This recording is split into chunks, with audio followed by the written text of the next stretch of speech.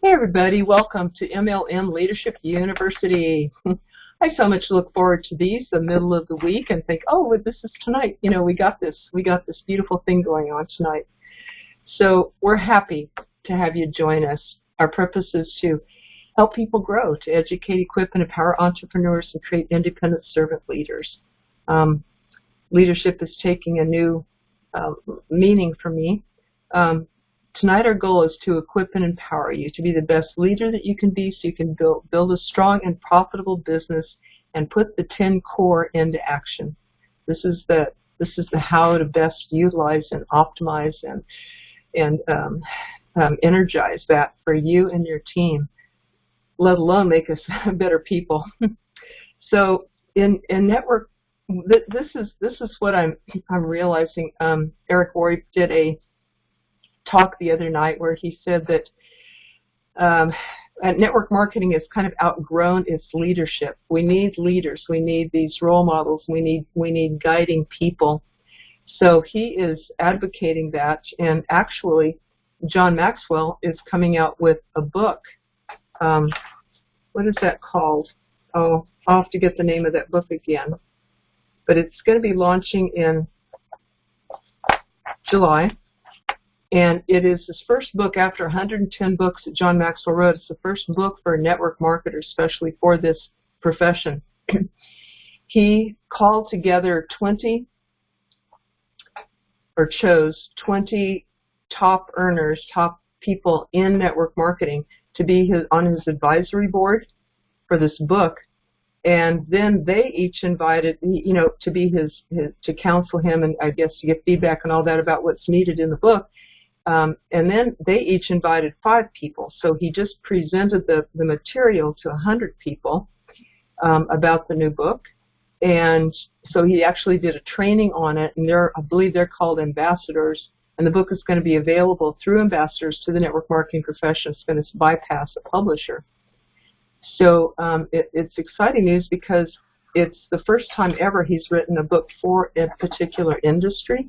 And it will validate and support network marketing, as well as, I believe, work toward what Eric Worre was saying is a goal or a need of developing more leaders in network marketing. So I'm sure John has some plan, or I believe he does, of this rippling down and the leadership becoming more a big part, a big focus of network marketing. And you guys are kind of forerunners of this. I feel grateful that Jeff knew to do this and to do this class and to do the lunchtime leadership show too, because I'm just realizing, wow, this is really, really good. This is really important and really relevant for to the profession of network marketing, not just individuals for their businesses. For them to make money in their business and have that be profitable, be able to help a lot of people, but also for the profession of network marketing as a whole. And we are all part of that. We're doing our little part here for that. So I really, really appreciate that. We'll look out for that book coming out in July. But before we get started here with before we get started with the class, I want to let you know about the MLM Leadership University Monday through Friday. Of course, you all know that. And the topic for tomorrow, the topic for tomorrow is the law of priorities. And you know that one. That's where you put 80% of your attention on the 20% that will of the people that are ready, or the people that will make the most difference. Facebook Live coming up every Tuesday is our Facebook Live, a sample of our Quick Start Basics class that Jeff and I teach. So every Tuesday at 3 p.m. Eastern Time, we come on and teach a lesson. And the one this Tuesday is, last was needs.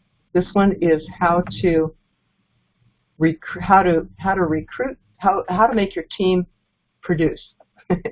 So it is a little inner secret for you guys. It's going to have a lot to do with leadership. So that's the theme. Of course, Sunday nights are Quick Start Basics class. And we have a special event coming up on Sunday afternoon, July 7th. It's going to be a special open house separate from our Sunday night class. So we're going to hold these monthly that you can let people know about, you can let your team know about, or any friends, and it's going to be open to the public, an open house on the afternoon. We talked about being 3 p.m. Eastern time, although, yeah, I have a suggestion, maybe might want to be 4 p.m. to accommodate the California people. But we'll, anyway, be 3 or 4 p.m. Eastern time. So we'll get back to that. So tonight, of course, we're going over the 101 collection, and we're covering leadership. Last time we covered, there's 10 little chapters within that, and last time we covered the first 5, and tonight we're going to cover the last 5. So over to you, Jeff. Okay, making sure that we can hear. It's all good. Okay. It is muted out, and I'm having to read from my phone. So, are we starting with chapter 5, or are we starting with chapter 6? 6. Gotcha. Sorry, I was a little off there. So chapter 6, it says, how can I effectively cast vision? This is an important one because a lot of people, unfortunately, only know how to talk about what they want or what they like. So John has a list. He said, look before you lead. He said, vision starts within. 2, vision draws on history. 3, vision meets others' needs. 4, vision helps you gather resources. So I kind of look at it like this. If you look at the basic human needs of people, food, water, shelter, safety and security, belonging, ego or goal setting, and then helping other people. Also looking at it from the 4 personalities. So if you kind of look at what people look for, and you want to gather everybody and you want to cast vision, just like when you go to introduce somebody in direct sales or network marketing and you hit, hey, this is somebody who knows the facts, loves to have fun, loves to help people, and makes a lot of money and is super successful, that hits all 4 personalities. When you cast vision, you have to do the exact same thing. It can't be from your perspective only. If it's from your perspective or from your personality only, what generally will happen is you'll only hit a small segment of the people. I don't know if you've ever been to a church, a synagogue, or any type of motivational speech, and you end up walking away and be like, how did they know? How did they know they were just talking to me about that subject? And a well-scripted speech, sermon, seminar is going to talk to all 4 personalities. That's just what the good ones do. So vision has to be the same way. It says also focus on listening. Focus on listening to the inner voice, the unhappy voice, the unsuccessful voice, or the successful voice, and then the higher voice. He says to improve your vision, what you have to do is measure yourself of where you're at, and then also do a gut check to kind of figure out where, overall where you're at. So that's really chapter 6 about casting vision. That's the main thing that I probably have to be able to give, is understanding the personalities will help you do this. If you look at it, the D-type personality seeks control. So being able to control what you do on a daily basis, being able to control your income, being able to control your lifestyle, being able to control your time. Then you look at the I-type, being able to go do the things you like to do, being able to go see the people you like to see. The S-type personality, being able to go help other people, being able to contribute, being able to be counted, being able to be part of a group, part of a movement. And then the C-type personality, being able to do something that overall adds up, overall compounds. When you take it towards, this is a business that you can mathematically build, and it can exponentially grow, and it can pay out long term. That's obviously something the C-type personality likes to look at and calculate. So you're able to hit everything. So that's what I really have for chapter 6 about casting vision. Now we're into part 3. It says the impact of a leader. Chapter 7. Why is influence important? Why is influence important? It says the true measure of leadership is influence, nothing more, nothing less. If you don't have influence, you will never be able to lead others, which is true. And you can get influence instantly by doing a couple things. Number one, talk louder. Number two, talk faster. And number three, talk with more intensity. You can instantly grab someone's attention and influence another person, because whoever expels the most energy typically will influence the other person. And we've had this happen to us, and we've seen this happen. Somebody who normally wouldn't be able to influences us because they're louder and this is what happens usually in an argument. You're trying to influence the other person, so you get louder. I mean, it naturally happens.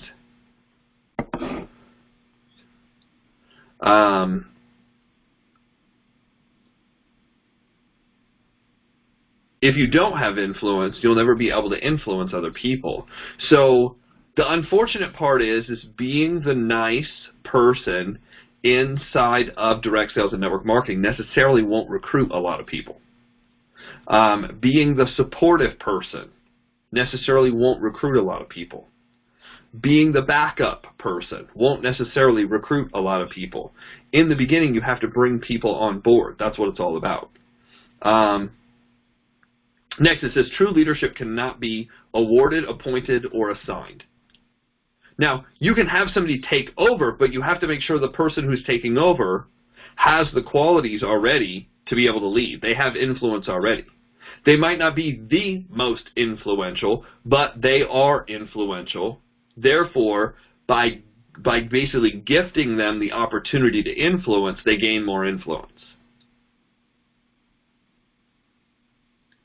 John goes on to say it only comes from that influence that they already have. When you give them more, that's what it grows upon. But if they have none to begin with, no matter how much you give them, it's not going to work out. So there's really 5 myths about leadership, and these 5 myths are actually in the 21 Laws of Leadership. The management myth: leadership is about influencing people to follow, while management focused on maintaining systems and processes. Basically, the management myth is following the rules. The rules necessarily are not about influence. They're about, doing things in a timely fashion in a specific order. 2, the entrepreneurial myth. Just because you can start it doesn't mean other people are going to follow. Hey, I just started another business. Yes, but you didn't finish the last one.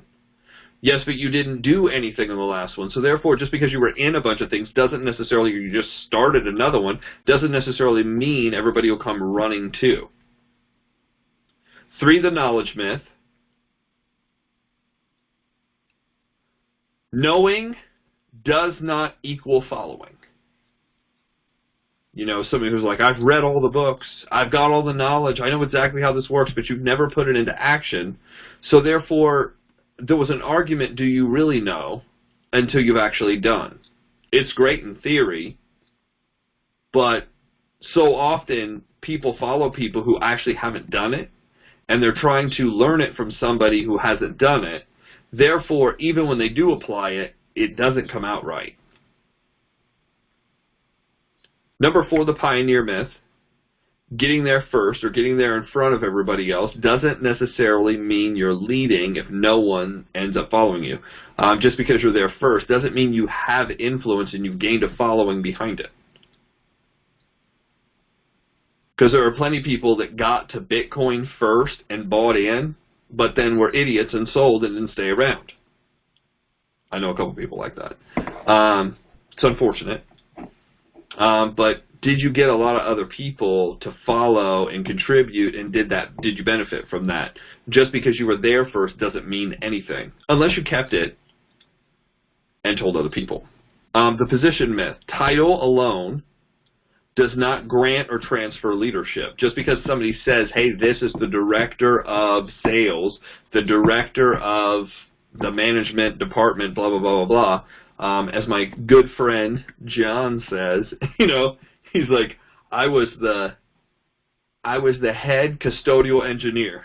He goes, I'm off the floors. I mean, I don't know. I made up that word, that title for myself because it made me sound important. I really didn't, I I really didn't do anything. He's like, you know, that's like the night manager at the gas station. They call him the night manager. He goes, who is this guy managing? The Frito-Lays? There's nobody there. There's nobody there to manage.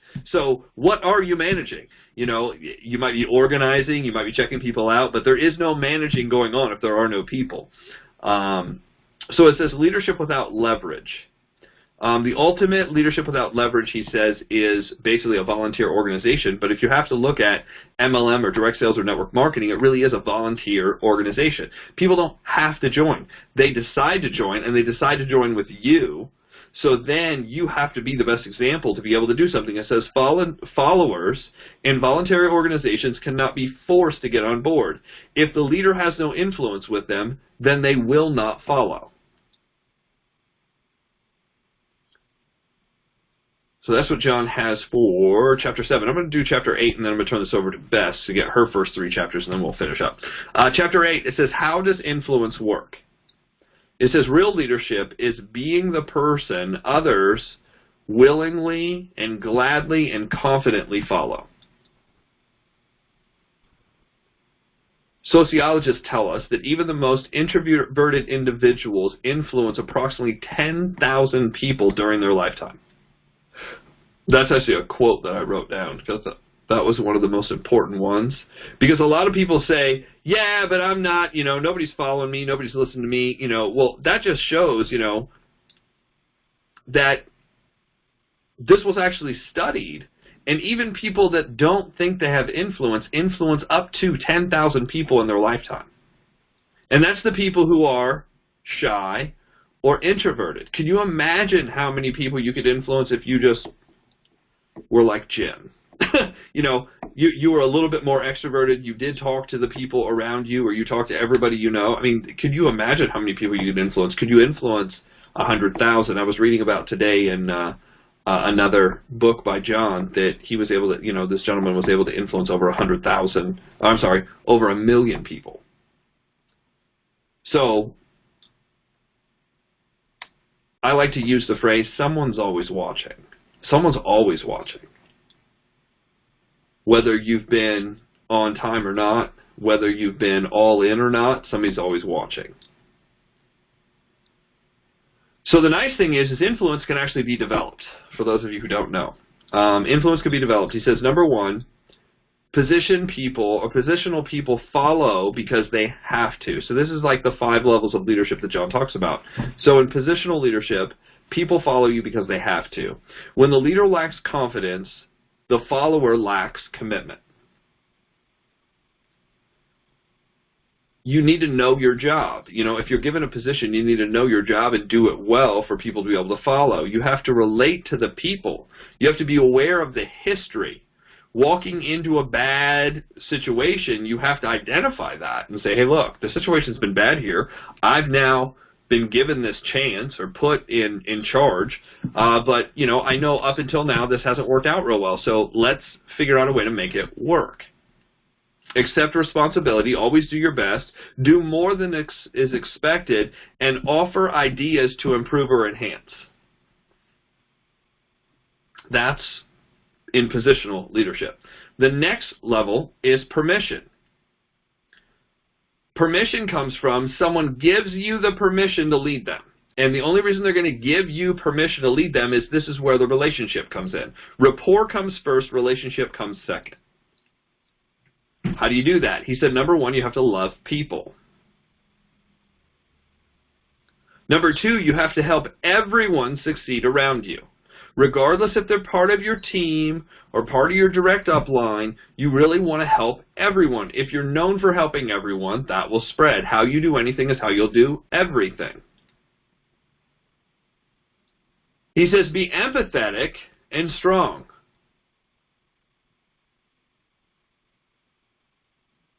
It should be empathetic but strong, and strong, you know, at the same time. Love people more than procedure. Hey, I know this is what we're supposed to get done. Obviously, it's not working out. What's going on? Always have the attitude of win, win, win. A win-win-win situation is basically everybody has to come out on top.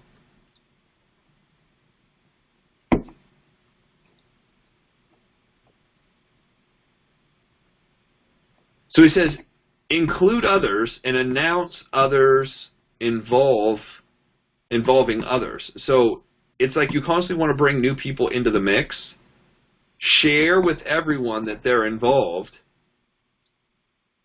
and then bring on more people and share with them that they're involved. It's kind of like identifying people in a group. Hey, these people are in the group too. Include others.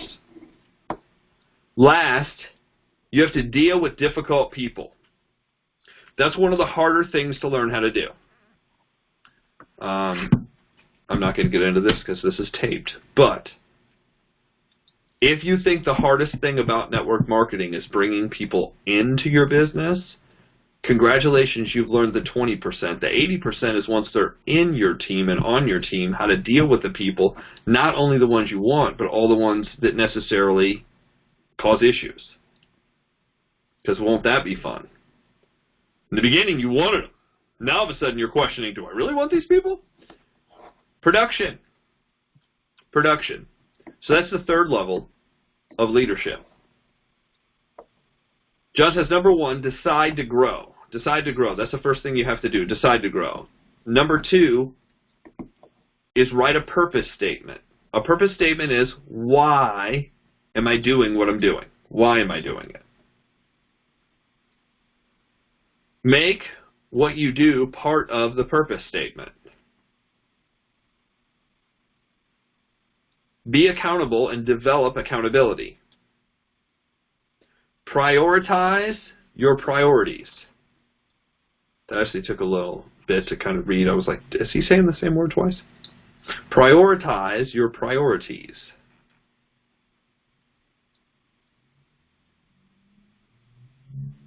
Sell the vision constantly and consistently. This is the reason we're doing what we're doing, and this is how we're going to accomplish it. Become a change agent. Remember, timing is everything. Last, make the difficult decisions.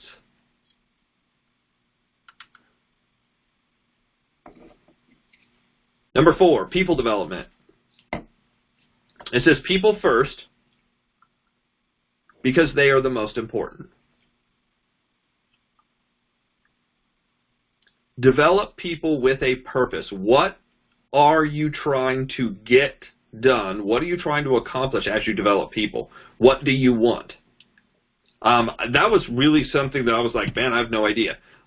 David Bird kind of spelled that out for me. He goes, when you're developing network marketers, the number one thing you want, and I thought this was good because I'd never heard this. He goes, what you want is resourceful, independent, responsible team members.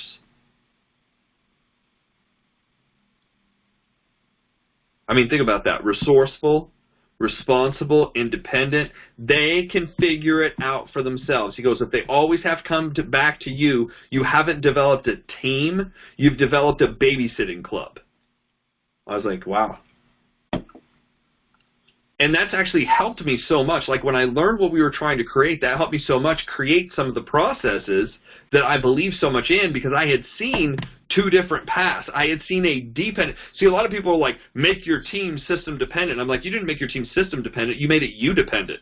They're depending on you to do the three-way call. They're depending on you to set everything up and do everything for them. Who's doing the presentation? You are. Who's doing everything? They can't be independent. Where I was on another team, the very first team I was on, everybody had to learn how to do their own, and the tool was third party. So I, by myself, could go out and show 5 people, 50 people, 500 people, 5,000 people, and then after I showed them what I was doing, I could get them a tool. That was an independent business. But if I have to send them a tool and then get them on the phone with somebody else, that is a dependent business. It's dependent on getting a hold of somebody. If you can't get a hold of somebody, you're screwed. And I was like, that's not independence. That's actually slavery. I'm a slave to the business. I've got to be on the phone. Three-way call, three-way call, three-way call, three-way call, three-way call. And people think that that's better. I'm like, guys, I've been in corporate America. That's not better. I worked less in corporate America than doing the crap you're doing. Like, I had more freedom in real estate. I had more freedom in the massage business. More freedom. Not less. For, you're handling that many three-way calls and you're making $300 a month? Doesn't make any sense.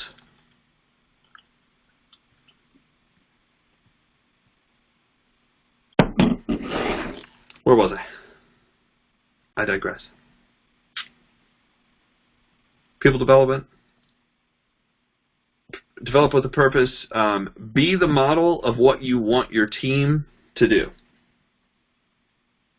It's a classic saying, the speed of the leader is the speed of the pack. Well, it also is, however you're doing it, that's what you're expecting out of your team. It's a monkey see, monkey do business. You got to be doing it. John says, find the top 20% and work and develop them. Inside of certain businesses, like, it was really cool. I just realized something inside of what I'm working on. They have a club inside of the company that if you do so much production, it separates you from everybody else, and now it's trackable. You can actually pull up a chart and say, these are all the people that have done this. So now you can pull that group aside and be like, these are the people I need to develop. Why? Because they're the producers. So I've been thinking through, okay, I already have people who are qualifying at this level. What am I going to do to basically inclusion, exclusion, and separate this group over and really develop this group? How can I equip this group that's doing the work? And what it really ends up, it's maybe not 20%, it's maybe like 5% of the entire team. But it's the right 5%. Those are the people that you want to develop relationships with and handle, and that's kind of what he was talking about here. It says expose those leaders to growth opportunities. Expose those leaders to what? Equip them to go see other people. Equip them to learn from other places. Equip them on books. Equip them on audios. Equip them on seminars.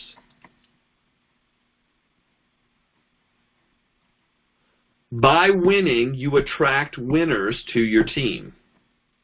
Just like if you want producers on your team, you have to produce.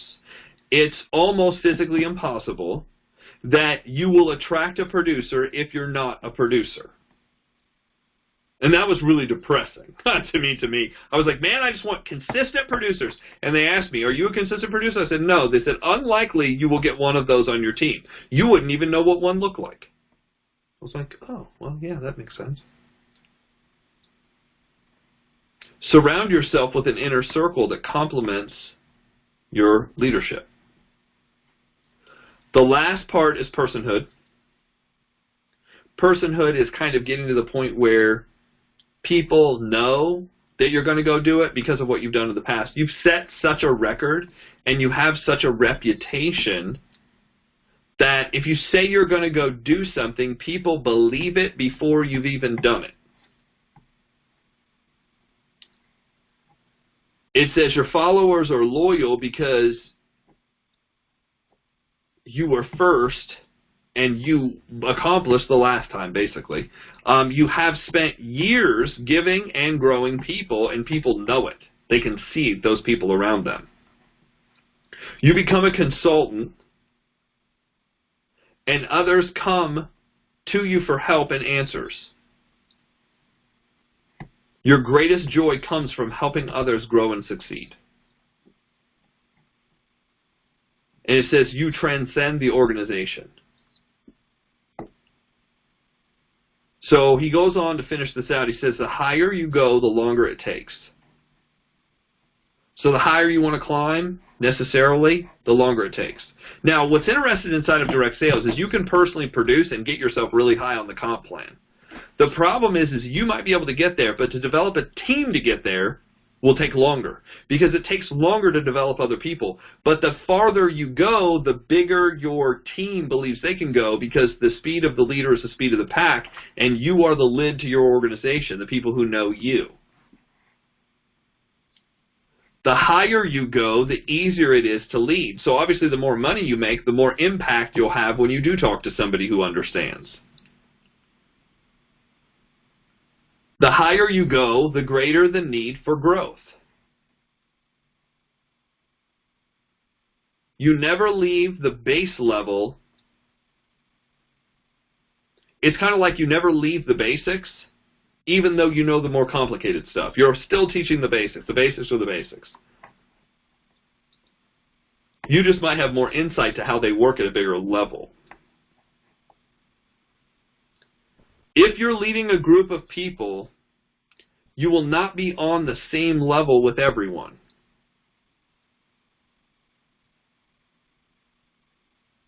You must know what level you are on at this moment, and you have to understand what level they're on. Every time you start in a new organization with new people, you start at the bottom again. You start with a position, you eventually get permission, you become a producer, and then you start developing people. So that's what I have for the first 3 chapters. I'm going to turn this back over to Bess to get her insight on these first 3. Awesome. Thank you. Just messaging the other members, just a personal message. Hope they can join in. Okay. So this is so awesome. Okay, I'm going to go back to 6, and then I'll put 7 and 8 together. Oh, gosh.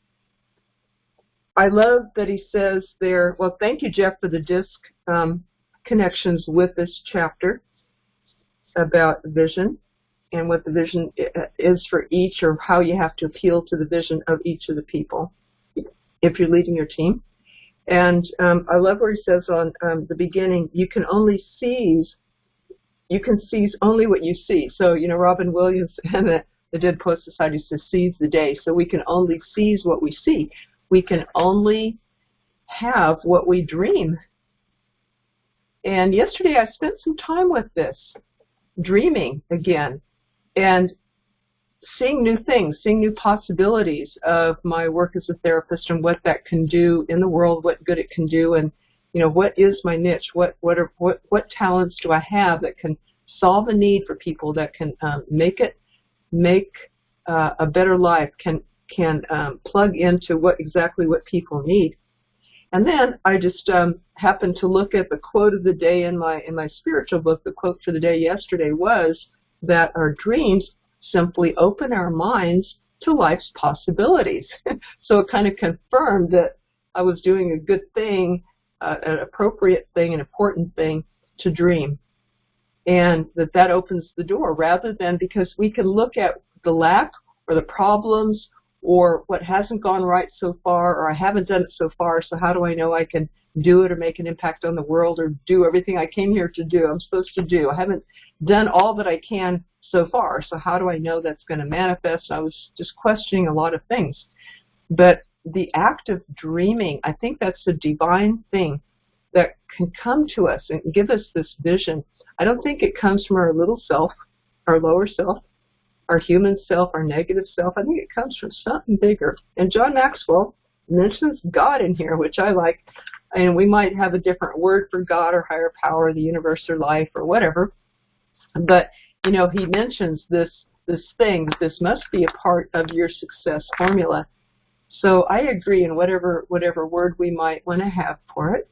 I think most people do use the word God, but in the many classes that I've taught, I did have run across a few people, like, you know, 2 to 3% that said, well, I don't really relate to that word, Bess, you know. So I actually use a different word in my own personal spiritual life too, but I was trying to use the word that would appeal to most people. But still, a few people, you know, I'm trying to allow for them so I don't turn them off too. But John uses the word God and says this must be part of a successful a strategy or vision. I think that we get to be what I call co-workers with God. We get to work hand in hand.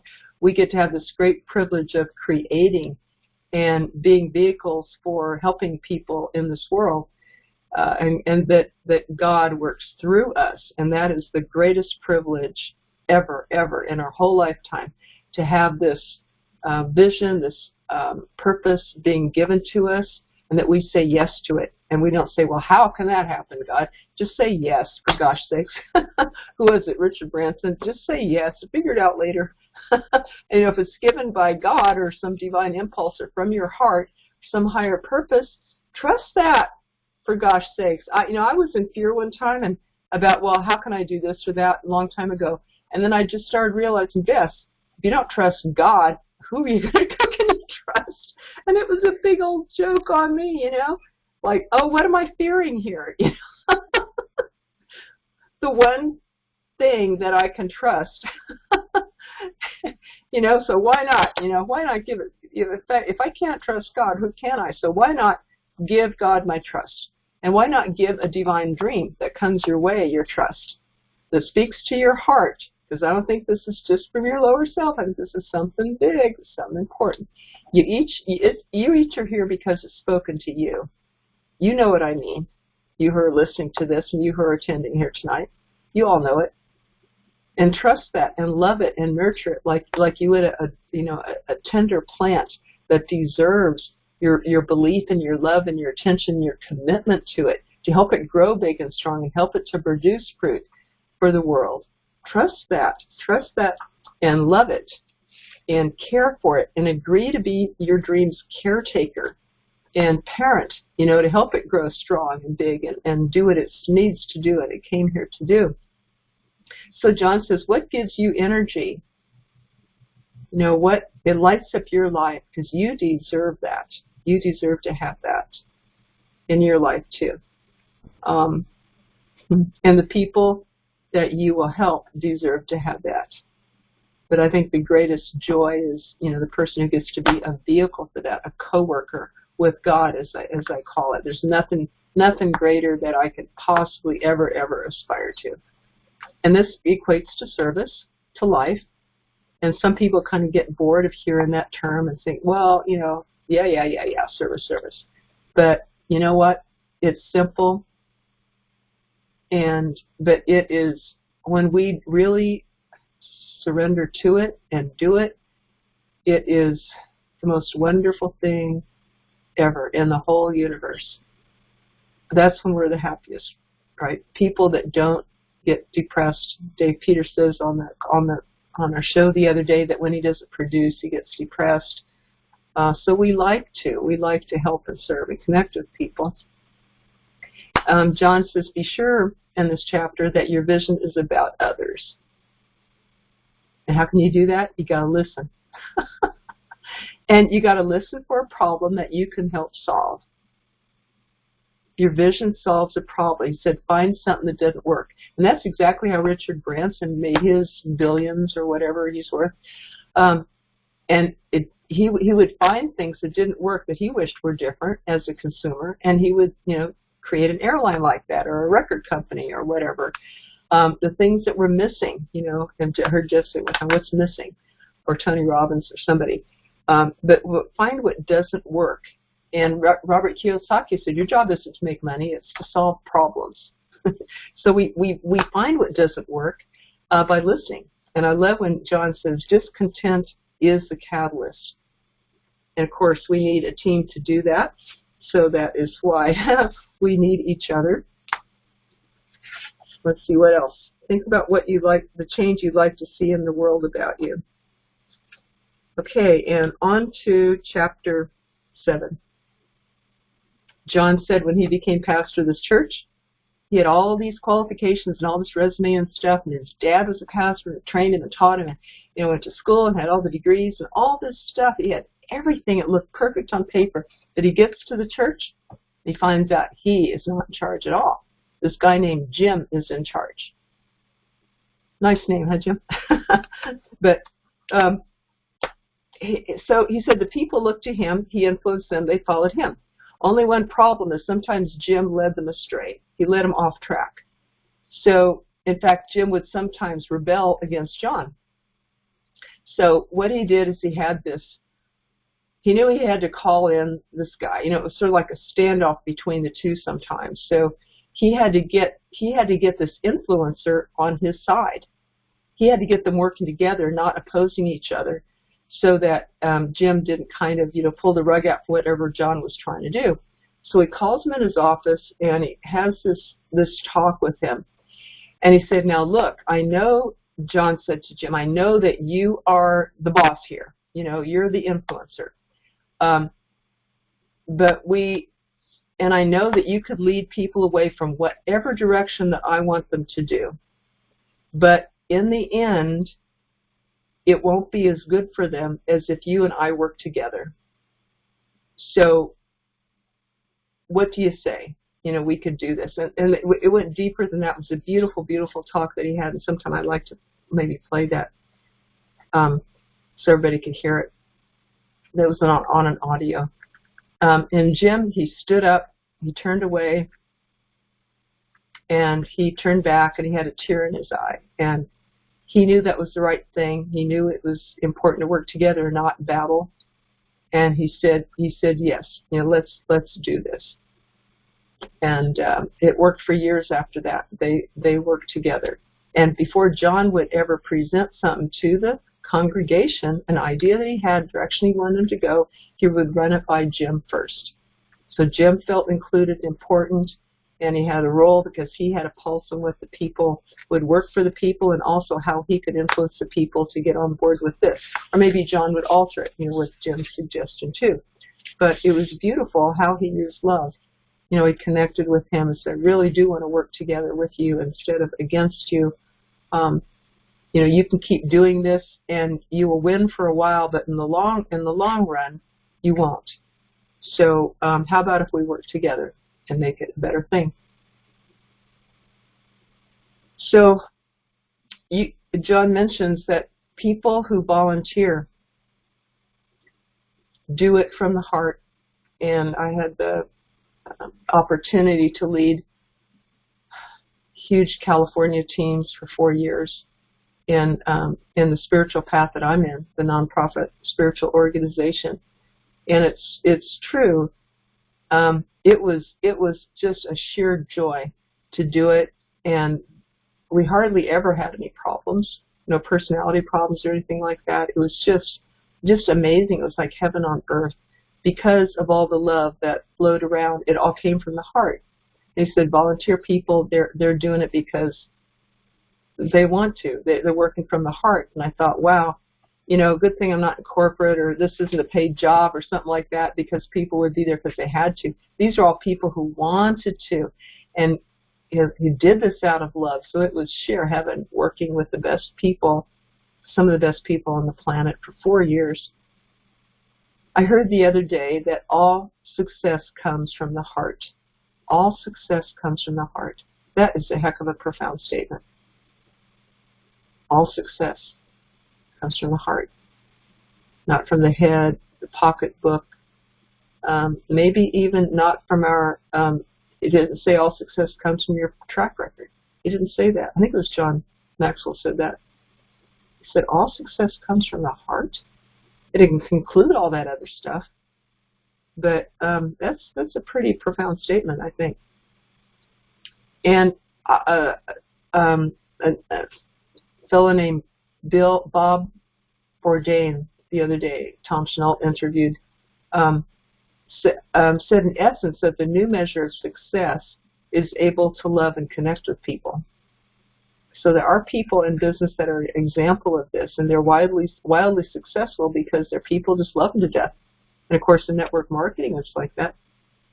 People join people more than they join the business.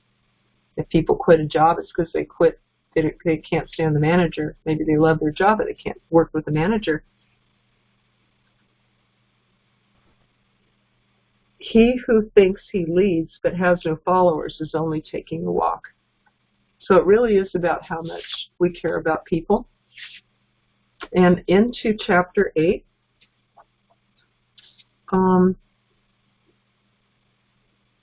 each level climbed by the leader, on page 207, each level climbed by the leader and the followers adds another reason why people will want to follow. Isn't that rich and deep? One of the best favorite things of this chapter was that everyone find a way for everyone to win, like Jeff said, make it a win-win-win. And one time there was a marriage book about that, and it said, do not compromise.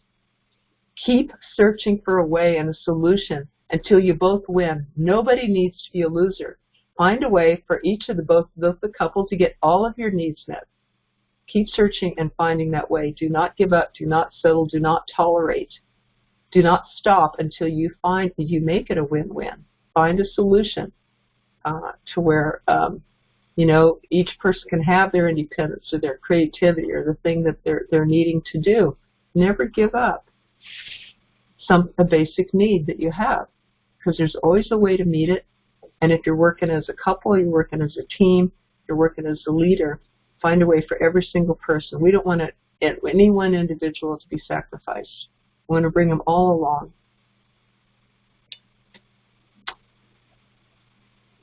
along. Difficult people. Did you see how John Maxwell handled Jim? With love, but with firmness. Kind of showing him two ways that he could go. Which one do you choose? This happened to me one time, several times. Even though everyone in that organization was so awesome and so a gift to be around and work with, there were a few troubled people. Was leading a business meeting one time in one of the centers, and there's maybe 50 people there breaking into different groups. And I led a special interest group in mine. There's about a dozen people in our group.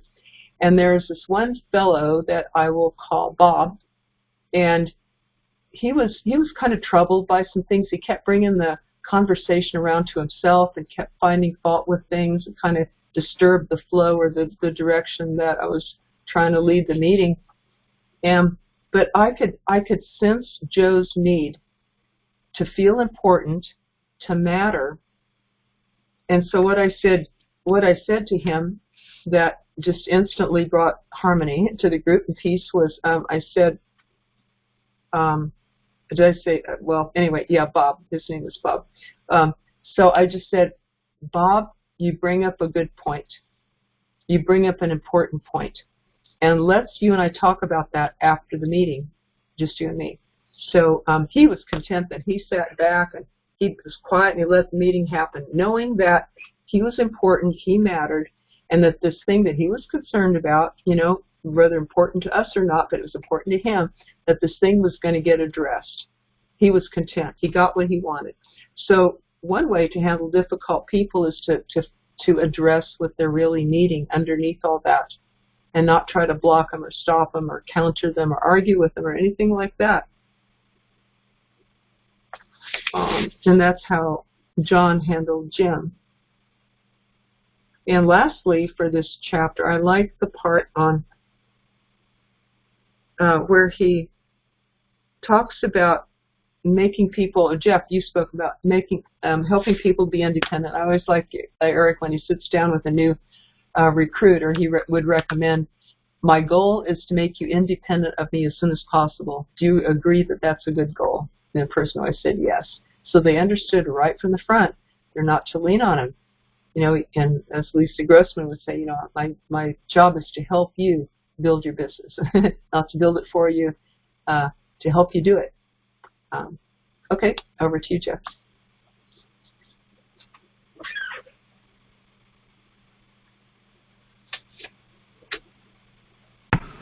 Okay, move a couple things out of the way, and back to email. Here we go. So chapter 9, it says, how can I extend my influence? The act of empowering others changes lives. People under the influence of an empowering person we're like paper in the hands of a talented artist. So, basically you're able to sculpt people into something better, something, in some cases magical, which would be obviously the best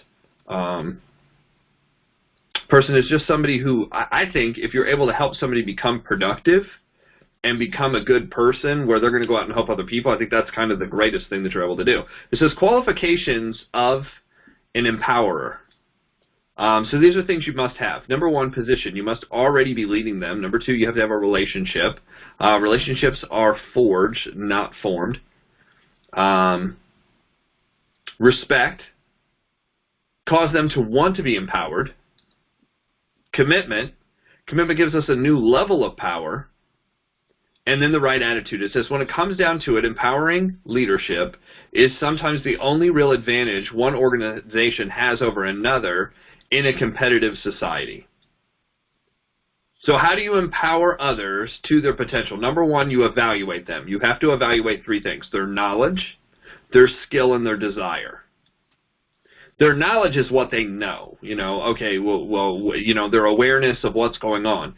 Their skill level is how proficient are they at the skills needed to basically build. And then desire is what is their work ethic? How much work are they doing? So number one was evaluate them. Number two is model for them. You're going to go out and physically do what's expected. This is where you set the standard for what needs to happen.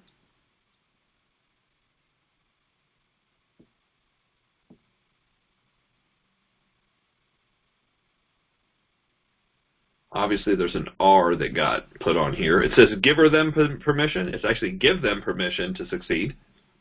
If you're giving them permission to succeed, that's a different thing. So number one, you have to expect it. I've heard this many times. They said, people don't always do what's required. They do what's expected. And then you have to verbalize what's expected. Number four, transfer authority to them. This is now yours. Take it over. So for instance, you're bringing people on board, and eventually you don't want to be the one doing all the testimonials. So eventually you want to get to the point where you have somebody else do the testimonials. For instance, I'm going to use Jim as an example. I said, Jim, what we need is a testimonial. So a testimonial basically is your name, it's where you're from, it's your background, and what you like, what you love, or what you see this doing for you. So if this was me, I'd be like, hey, my name's Jeff Gamble. I'm from Indianapolis, Indiana. I have a background in business, a bunch of different things, but real estate's kind of like one of the main things I do. And the main reason why I chose, working, specifically with this company is I used to pick up a lot of business cards of real estate agents, and when I looked at their business card, it looked like glamour shots, and when I met them in real life, they looked like Gollum from Lord of the Rings. And what I realized was realtors never retire, ever. I mean, they die showing houses. So I was like, that's not where I want to be. And when I saw this particular business, I saw a way out. That's kind of the modeling of what I want to do. So I'll do it a couple times. I'll be like, okay, let's work on yours. Name, location, background, and then what you like, what you love, or what you see. And what we'll do is we'll sculpt that and script that, and then eventually I would have and bring Jim up to do the testimonial. Now, you can do this with people, and they can be brand new. They can be brand new. They could not even have sold a single thing yet, not recruited anybody, but they got in. So to influence someone else to get in, you don't necessarily have to have succeeded, which a lot of people think you do, but that's not accurate. It's just, why did you join? That's sometimes what people's reasons is, and they want to relate to the person. When you bring people up and all the people have made a tremendous amount of money, a lot of people are like, I don't even think I can make that amount of money, so therefore this isn't believable, therefore I'm not joining. But somebody comes up and is like, hey, I'm brand new. I don't know anything about this. My background is, totally separate from sales, totally separate from, all of this. Friend of mine, truck driver. I drove truck for a living. Like, what do I know about sales? What do I know about this? But what I saw was average people succeeding. What I saw was average people were making money here. And I thought, wow, this is really a shot, because I didn't think I had a way out of the trucking business. That's a more powerful testimonial than sometimes the guy that makes $10, $15, $20, $100,000 a month. So where was I? Okay. So transfer authority to them. Publicly show your confidence in them. When we do promotion and we do recognition, this is one of the most important things. We're actually giving confidence to those that are coming up, that those are, coming up and succeeding. It doesn't have to be levels. It's just anybody who has sold a product, anybody who has got a new customer, anybody who has recruited somebody. because they're succeeding, you can publicly announce that, publicly show that, publicly recognize that, and that builds confidence. Number 6, supply them with feedback. I only supply people with feedback when they've actually come to ask for coaching, unless it was damaging to more people than just them. 7, basically, it says release them to continue on their own, but basically have the conversation, hey, I'm going to let you do what you need to do until you need me. When you need me, I'm here. When you need me, call. Other than that, don't expect that I'm going to micromanage you and follow up with you at every minute. Is that cool? And then we move on to chapter 10. This is the last chapter. Wrap it up. It says, how can I make my leadership last? So it says a leader's lasting value is measured by his succession. Leaders who leave a legacy of succession. Number 1 is lead the organization with a long view in mind. So this is a long game. This is the end game in mind. One company till the end, you know. 2, create a leadership culture. So think about it. You're thinking long term. You're thinking leadership over position. The price today to assure success tomorrow is the pay it forward method. Do what's necessary today. You know, I think, you know, I will do today what others won't do so I can have tomorrow what others won't have, or I can do tomorrow what others can't do.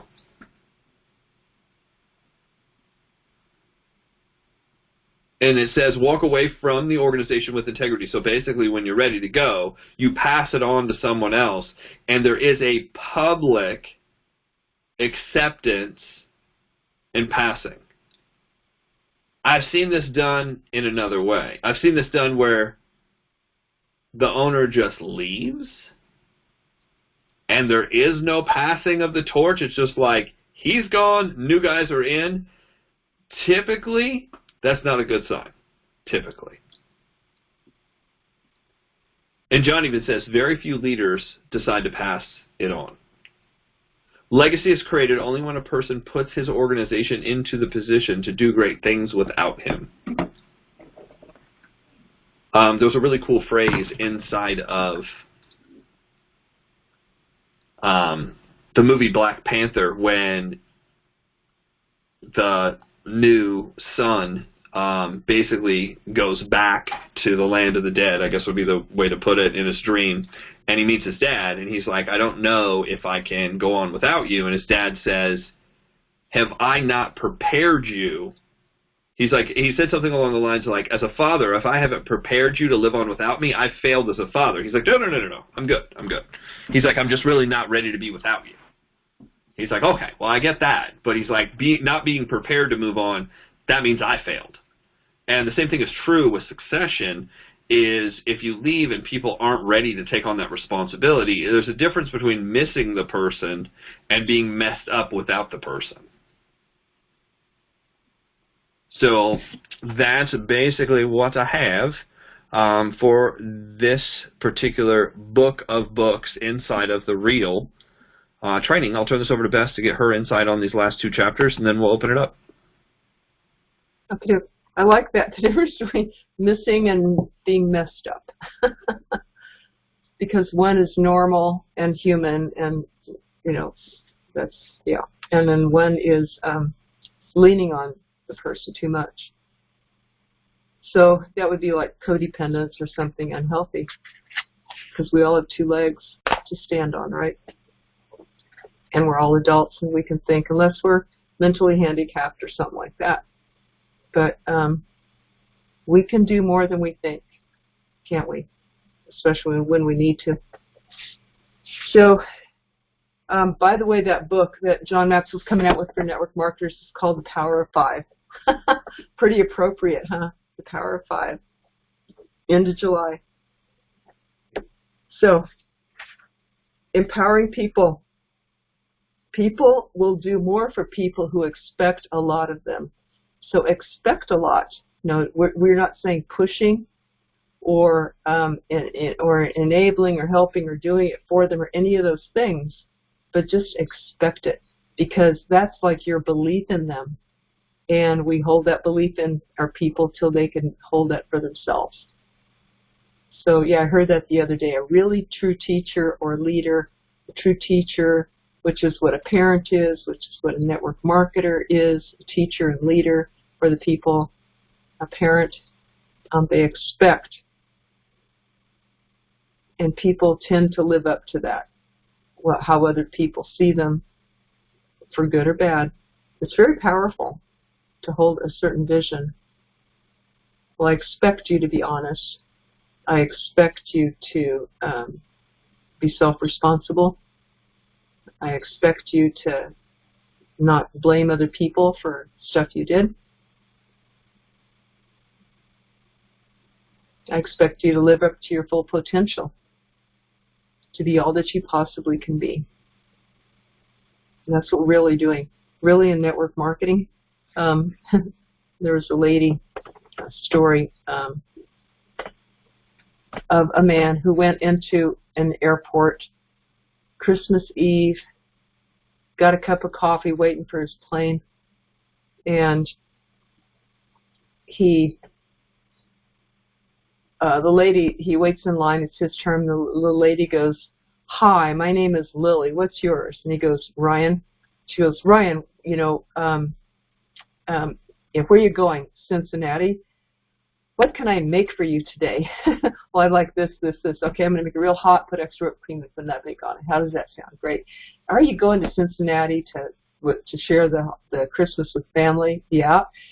And he's looking around like he's expecting a camera, you know, a hidden camera to come out or something, because there's this lady so overly friendly and helpful and all this stuff. He goes, "What's going on here?" You know, people aren't usually as friendly and all this. You know, what's the deal? What's the angle?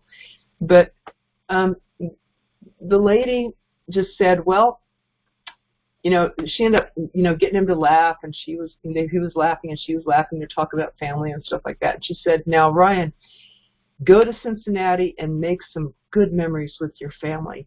And when you come back through here on the way back, come back here and tell me all about it."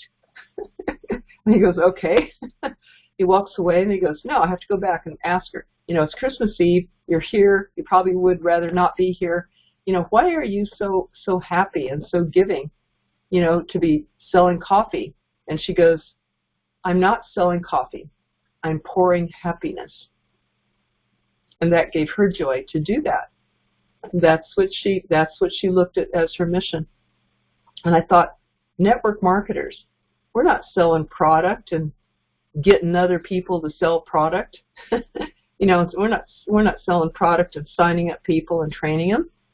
We are giving people hope and an option and a better life and a way to live up to their potential. There's people in network marketing that go just for the personal growth, even if they don't make a lot of money, and if they love it and they love going to the conventions and the people and the families and the growth that, you know, the different, how they grow as a person. And that's what we're providing. We're providing a way to help people grow. And that's Jeff's and my purpose, right? Kind of led by Jeff on this. Our purpose, help people grow. And that's what we're really doing in network marketing. We're not really selling coffee. We're pouring this growth into them. So that's what we want to do. Keep that vision and expect that from people. Read an article the other day about, for parents, encouraging them to ask more than tell, rather than instruct their child, do this or that, do this or that. They could say, well, what do you think would be the best thing to do right now? You know, pick up your toys so that we can go to Disneyland, so that we can go out and play catch together. What do you think needs to happen right now? Instead of telling them that. And what if you applied this to yourself or to your team? You know, what if someone came to you with a problem, someone on your team, or they're complaining about somebody else doing something, or you know, have some complaint? You could say to them, this is a little technique. If someone came to you asking this question, what advice would you give them?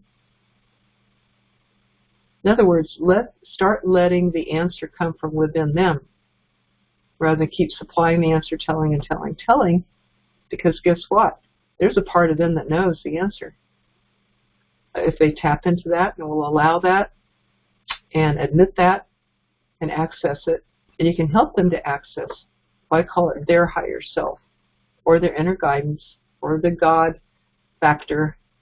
But it is their truest and highest self that knows this stuff, that really knows what to do, what's the right thing to do, or how to solve this problem.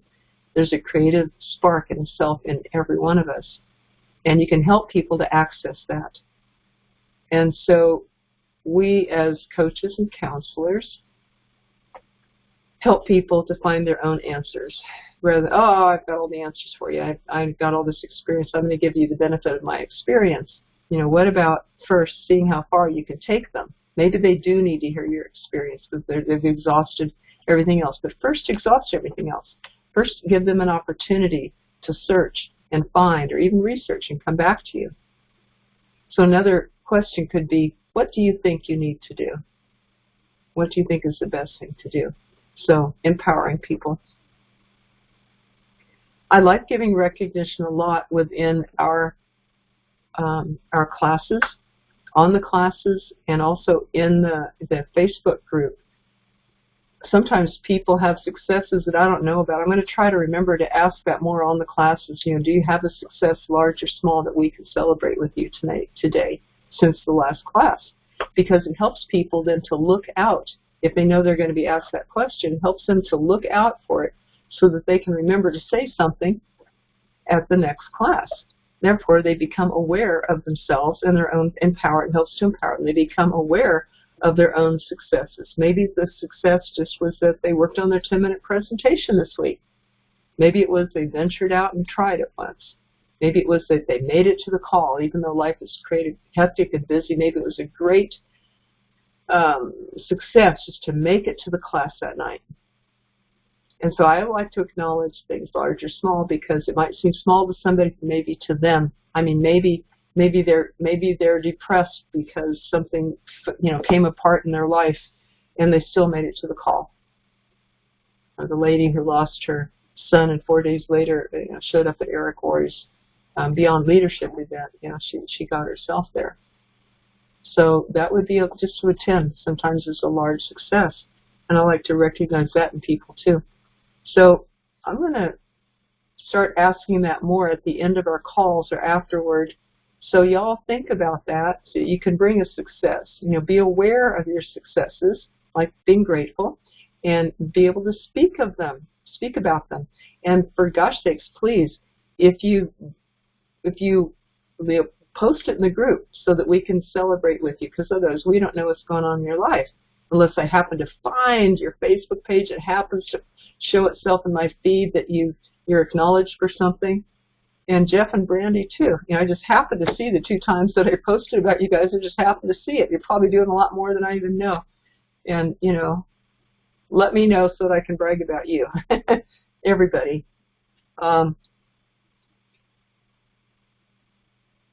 There is this, I learned from my spiritual leader, my spiritual teacher. He spoke about himself and his spiritual teacher and leader. He said, you know, his teacher knew that some negative stuff was going on in the group, but he didn't say a word. He just let people work it out for themselves because he said they need that experience. They need to work it out. And that shifted my attention to, okay, not try to keep everybody in line, but empower them to be learning their own lessons. And he said, if somebody's doing something that looks negative to you or wrong to you, they must need to do it to learn from that. And the sooner that they do it, the better for them. And that shifted my awareness from, okay, my job as a leader is not to make everything look good and work good and come out good, but my job as a leader is to help people grow and let them grow. And so with my son, I would let him make mistakes or stub a toe or whatever, as long as it wasn't life-threatening or it didn't affect his health or something like that, let him try out decisions. Let him try out different things, even though I might see that he's going to pay for that. Or, as long as the price isn't too great, with health or life or something like that. But let him learn, and let people in your organization learn. You might not have to step in. Maybe that's a way to empower them, is to trust them to make their own decisions and to be able to have to take responsibility for those too. So it's sort of like the law of non-interference. And I love that quote on 217, the results of empowerment. Empowerment has an incredibly high return. It not only helps individuals you raise up by making them more confident, energetic, and productive, but also has the ability to improve your life, giving you additional freedom, promote the growth and health of your organization. The last I heard, that guy that was I was coaching about turning more responsibility over to his team members. He managed 30 young men who didn't do things as good as he did, so he did it all, and the organization all relied on him. And if he wasn't there tomorrow, it would all fall apart. That whole company would fall apart. So that's not good. He needs to develop other people to take over the reins and give himself a break so he doesn't burn out, for gosh sakes. The last I heard, he is doing well with that. Thank goodness. And he says, as you empower others, you will find that most aspects of your life will change for the better, because it frees you to personally have more time for other important things in your life, increasing the effectiveness of the organization, increase your influence with others, and best of all, make an incredibly positive impact on the lives of the people you empower. So again, it's win-win-win, and we want to think, how can I always be growing other leaders, and that is our legacy. So that just sort of plays into chapter 10 for me, and that's what I have to. Okay, so that pretty much wraps up this book, Leadership 101. What we're going to do is open it up and get insight and feedback. What did you like best out of this particular training? And before we turn off the recording, let's see, next time we are going to, I believe, mentoring 101. Yep. That would be the 5th one, mentoring. Okay, that's for next time.